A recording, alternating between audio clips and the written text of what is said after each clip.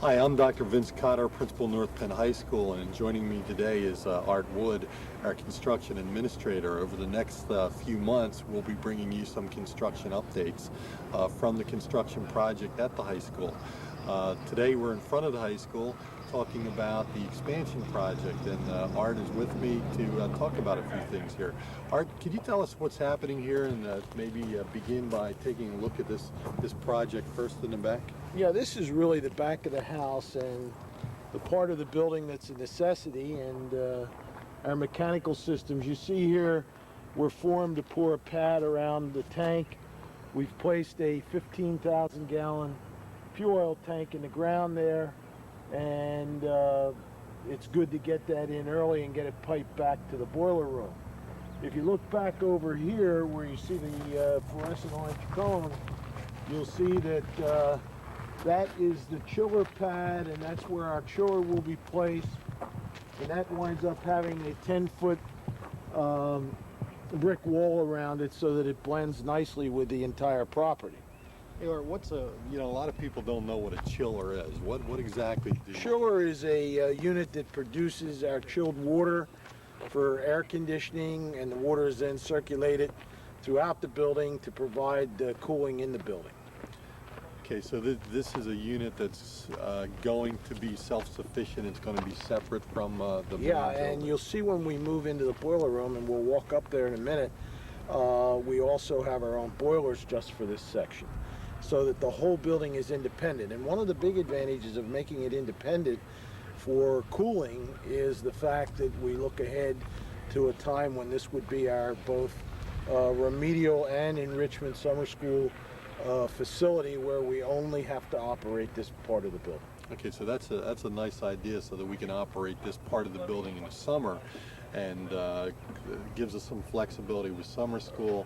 But it also, in a lot of ways, provides a substantial savings. I mean, the reality is we could never run the air conditioning unit in the main portion of the building. Right. It would be easy. It's much easier to cool 100,000 square feet than it is 453,000 square feet. So we're pleased about the fact that we will have the independent system out here, in light of the fact that we have our health suite here. We'll have a small Audion that seats 248 people, 2 computer labs, science labs, so we will be self-contained. Whereabouts are they with this at the moment? Eventually the mechanical equipment will come and be placed on top of this, I presume? If you see the stub-ups with the blue glue running down the side, they're already tied in. In other words, the chiller, the glycol, which is the material we use, the glycol goes from here back to the boiler room to be distributed throughout the building. One of the major tasks was to run that insulated pipe underground back over to the boiler room. So is this going to be one piece of equipment or a couple pieces? One piece of equipment. So this is going to be a pretty big installation when it arrives. Right. Okay. And it'll be lifted in with a crane. It's a big piece of equipment. Okay. And they have the footings for it already? And they're getting ready to pour the slab. Within the next week or so, we'll probably pour the slab in here. Good, that looks good. Well, why don't we move over and a little further down in the project and see what's happening down there. All right, Art, we're kind of at the far end of the building project at this point. It looks like the mechanical room to me. All these roughings and pipes coming up out of the ground, obviously connected to mechanical equipment inside. That's true. This is our mechanical room where we'll house our boilers. We talked about the glycol piping. You can see that it goes from here to the chiller tower. The mustard colored piping, which says supply and return, are our oil lines from the oil tank that will come in and feed the boilers. Over here we have our water. Our water is in to the building, or to the boiler room or mechanical room. You look beyond that, the next small room that you see is the generator room, emergency generator, and then beyond that you'll see lots of electrical conduits stubbed up, and that is our electrical distribution room. So this is kind of the back of the house, and the area that you won't typically see once the addition's up, because you'll enter it from behind instead of in the front. And what a lot of people have said to me, and I guess this is true, is they always say that a project initially spends a lot of time in the ground. And probably it spends the most time in the ground getting, you know, all the basic mechanical, electrical, plumbing connections in. And once you get those pieces together and you lay the slab, it's pretty fast from that point on. Yeah, that's been our experience. As a matter of fact, we as of today, we're out of the ground. And coming out of the ground, the most difficult part of coming out of the ground are the footings and the foundation walls. And if you look around us, you see foundation walls with the rebar sticking up through, but that's pretty well wrapped up.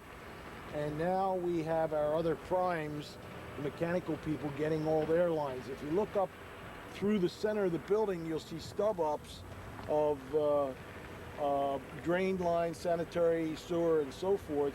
And the plumber is pretty well caught up with what he has to do in this area. But once we bring steel in, we're looking for steel in the month of April, probably toward the end of April.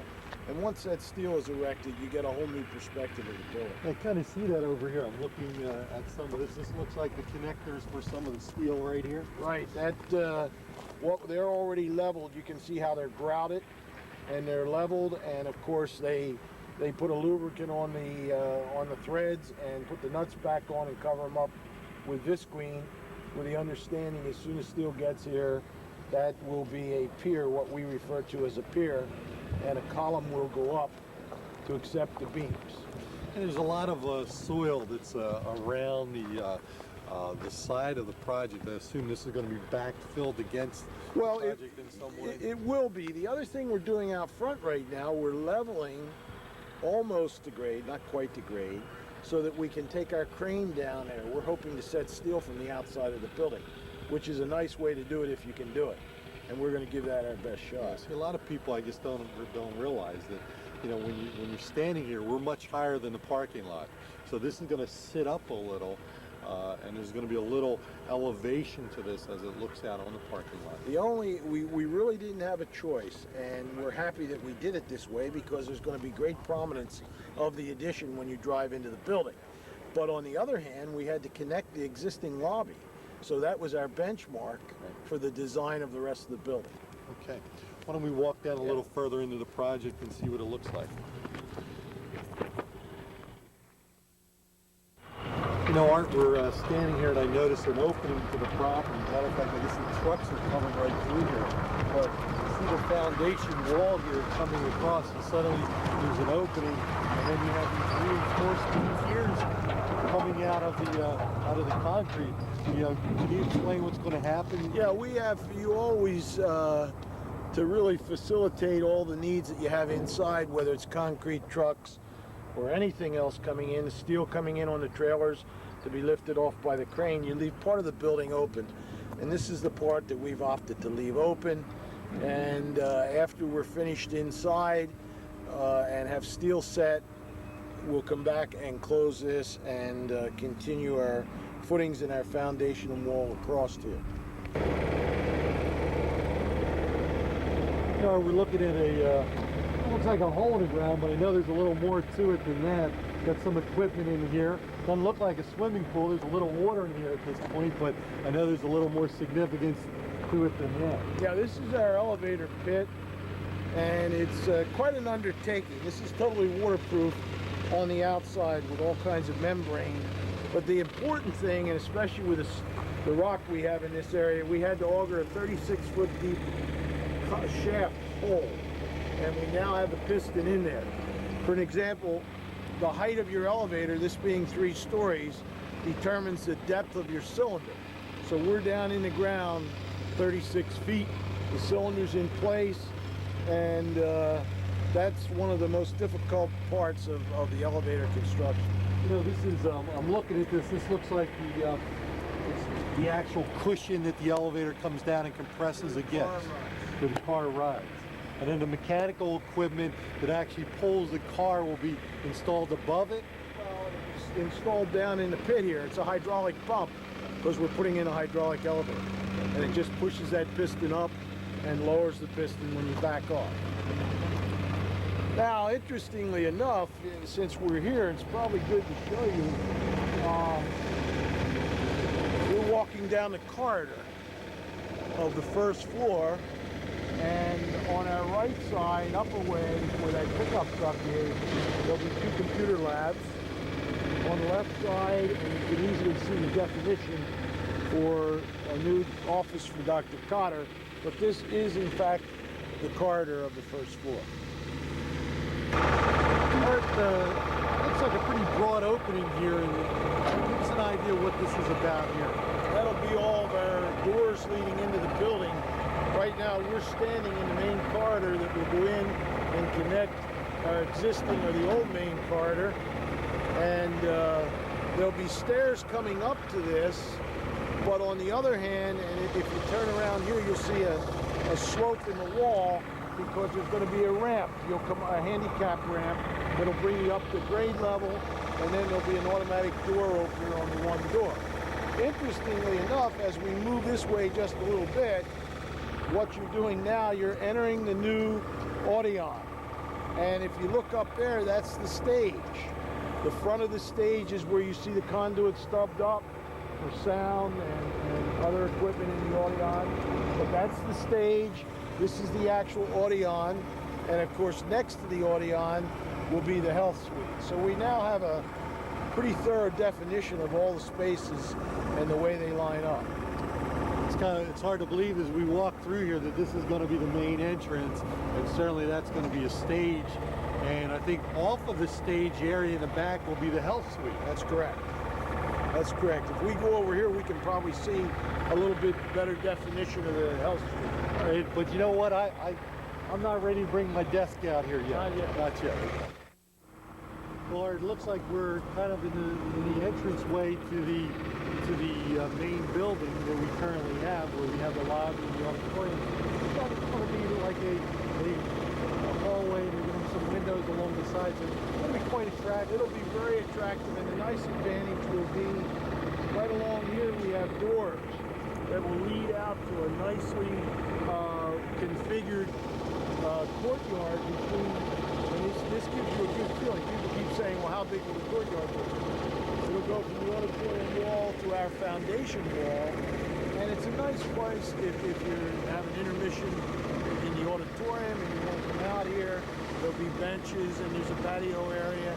There's also a walkway that will go under the bridge, and then there's a bridge connecting the second floor with the second floor of the new building with the existing building. I think it's important to note as you look around us that we're not at grade yet. The slab will be right about at the top of the foundation wall. So you can see the elevation change, but I guess we didn't realize until we started the project how great the slope of the front of the building was. I like the idea of the courtyard. That's a nice idea. And I like the intermission idea, but also in the summertime, you know, when we have students in, they certainly can picnic or use that area, and I think that'd be quite helpful. You know, the other thing that I find interesting is we're standing around all this noise and construction, and for the most part, it's pretty unobtrusive to the school itself. A lot of people come here and think, well, look at the size of this project, and is it interfering with the school at all? For the most part, it really isn't. The only thing we get is a little dust, you know, on our cars, but otherwise, it doesn't hamper the instructional program at all. At some point in the future, I guess we have to break into the main building. Well, but we'll try to do that in a non-instructional time.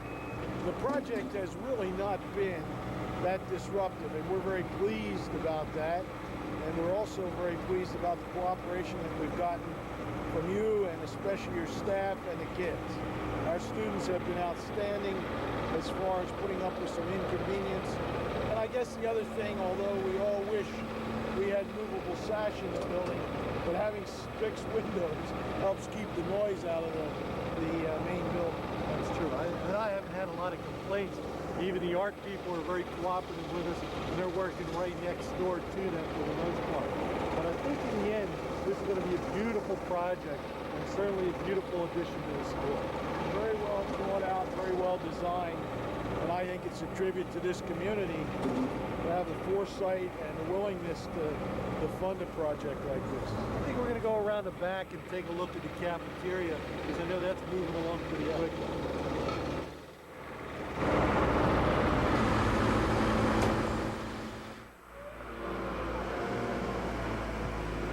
Art, we walked to the back of the building, back of the existing high school, and we have a cafeteria project going on here right now. It's moving along very quickly. We were really surprised the day we woke up and saw this steel delivered from Erie, Pennsylvania, and here it's already up and they're starting to enclose it. Tell us a little about it. Well, the positive piece with the cafeteria addition is the fact that we need to open it in September of '98, and things have just moved at almost a hectic pace. We got our steel, it was erected in 1 or 2 days, and then they came back and did the detailing and all the final bolting and so forth. The next thing you know, we put the roof on. It's a poured lightweight concrete deck with a single ply rubber over the deck, and then it's covered with Delaware River stone as a ballast. Kind of saw that. I saw some of that lying around. And Yeah. This is what it looks like, I guess, as a ballast of That's the it. stone. What does that do for the roof? Well, the advantage of that is it extends the life of the roof from the standpoint that all the UV rays are absorbed into the stone and not into the rubber. So wherever we can plan accordingly, and of course you have to engineer the structure to support the weight of the ballast. But now we have block layers moving up. You can see the actual definition of windows. This block on the outside will have drive-it placed on it, which is a synthetic stucco plaster type material. We'll put styrofoam on first, that's adhered, and then a fiberglass cloth goes over that, and then a brown coat, and the finish coat will be quite attractive. As you know, and as we get over there, I'll show you where we're going to connect and give us a whole new dimension for our cafeteria. Any significance to the aluminum piping coming out of the cinder block? It's capped at the top, so I guess there's some kind of maybe electrical connection. Yeah, there actually it appears to be aluminum, but it's not. It's galvanized conduit, and every one that you see sticking up is actually an electrical outlet or an electrical function. Fortunately, we have lots of plumbing to do in the dish room and other areas, but there's no plumbing. You will see in the background above the grate oil machine, you'll see pipe, cast iron pipe, and that's really just to take the roof drains and the rainwater leaders and take the water back down into our stormwater system. But other than that, fortunately, we don't have a lot of plumbing in this space. What's going to happen here is a couple internal things in our cafeteria. Maybe we'll look at another time, but we're going to actually go through a wall, which is our existing dish room, or near our dish room. Right where that fan. You can see the fan in the window that's blocked up. Tight to this outside wall is where the corridor will go through into the existing cafeteria. And one of the significant pieces to this cafeteria that we thought of in the design process was our current cafeteria only has one entrance, which sometimes creates a logjam when you have 700 students leaving and another 700-800 coming in at one time. So we were talking about creating another entrance over here, which we'll probably take a look at when we go inside. You can see a definite outline where we're going to go through into the existing building, so that when you come down past the IMC on your right, you'll go straight into the cafeteria, which is a nice feature. Why don't we go inside and take a look at some of the internal features of the cafeteria?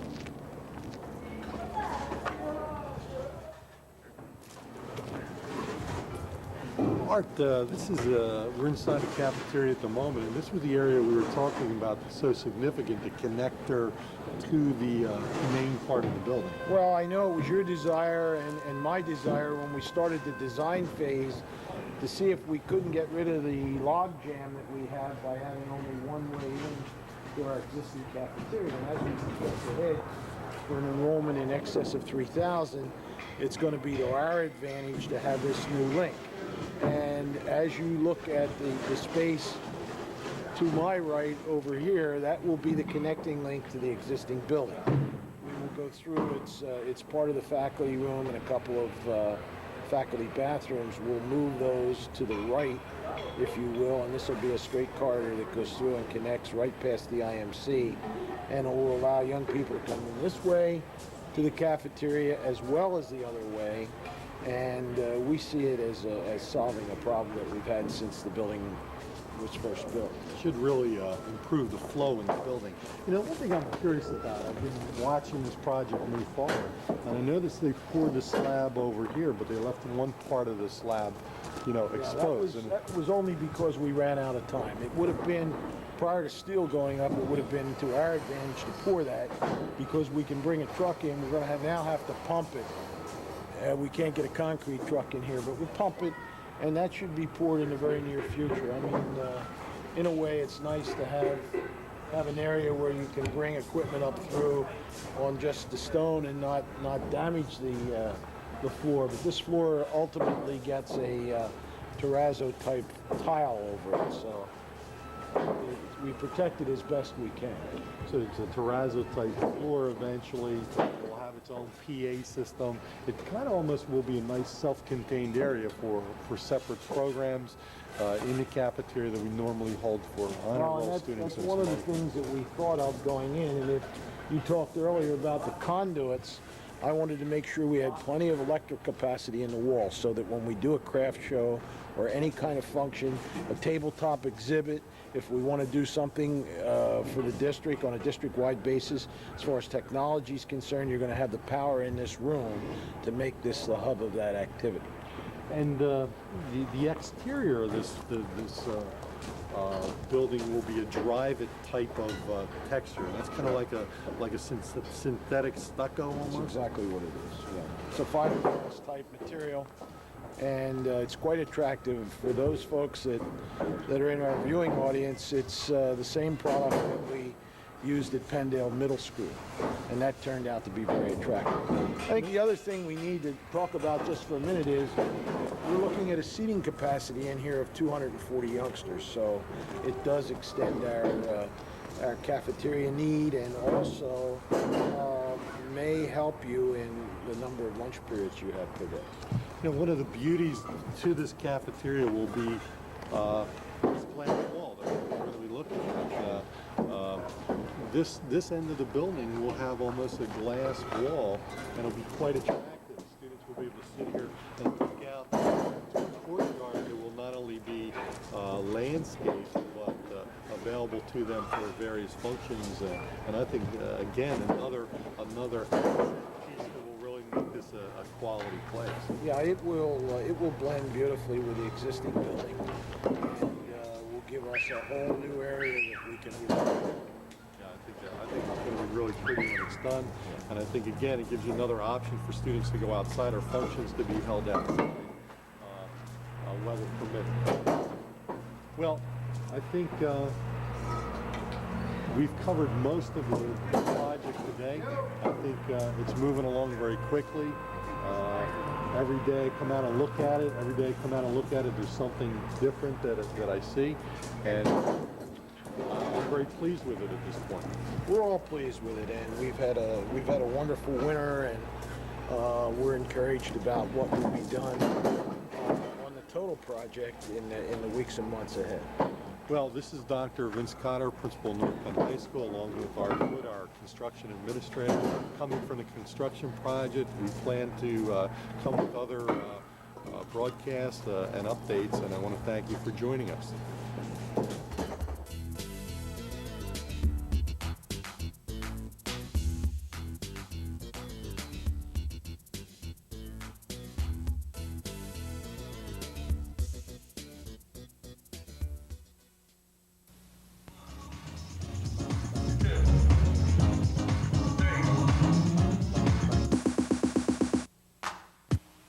They broke the law at every turn. They had no restraint. They were rebels without a clue.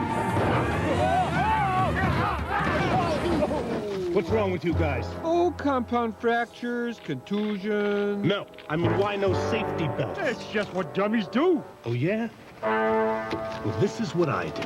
Busted for not wearing safety belts. Hey, pal, it's the law. Police are ticketing across the nation. Buckle your safety belt. That's my nephew Scruff reading that comic book. And this is your nephew Scruff using his magic zapper. See that, dog? Uh-oh. Watch. And now I'll turn you into a mouse. Hold it. Change him back. No dog deserves that. Now watch this. I'm going to change this comic book into a special comic book that may help a lot of kids. Hey, that's me! Look inside. It's about the adventures you have coming home from school. It gives tips on what to do about bullies, or if you discover needles or drugs somewhere. Uh-oh. Or if there's trouble on the bus. And it shows what happens to Scruff. What happens? What happens? You'll see. For your free copy of this special comic activity book, write McGruff, Chicago, Illinois, 60652. That's McGruff, Chicago, Illinois, 60652. And you'll be helping me take a bite out of crime. What happens? What happens? Oh, I'm depressed. But you saw the air push? The American Association of University Women gives 6th and 7th grade students the chance to explore positions in the exciting field of math and science. Today is a day where we celebrate women who have careers in the area of math and science. So they come and they volunteer their time and share with girls in 6th and 7th grade opportunities that are there for them in the future in math and science, because girls tend not to lean towards math and science areas. Students rotated into different sessions held by area professionals throughout the day. Representatives included a hand therapist, an archaeologist, math and science teachers, and an orthodontist. Students were given the opportunity for hands-on experimentations in these sessions. They learned how to test chemicals, measure a person's hand, and even how to apply braces. As the symposium came to an end, the students walked away with a sense of what it takes to touch the future in math and sciences. For North Penn News, I'm Christy Zabradsky.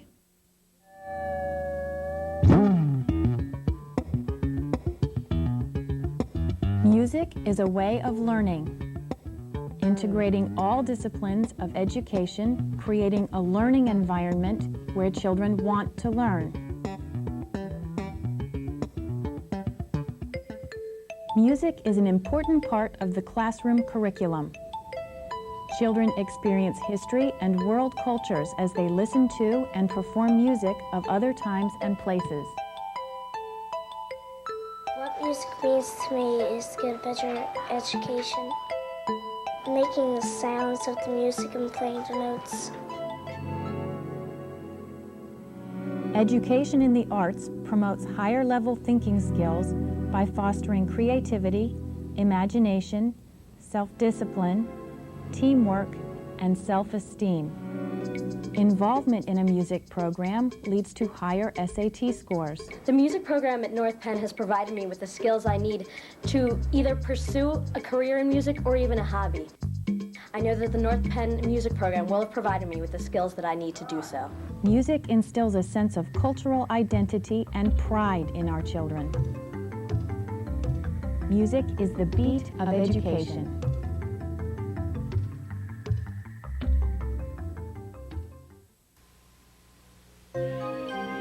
These children have lost their freedom.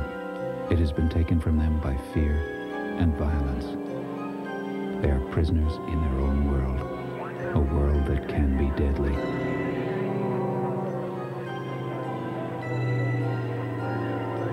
Your kids shouldn't have to grow up this way.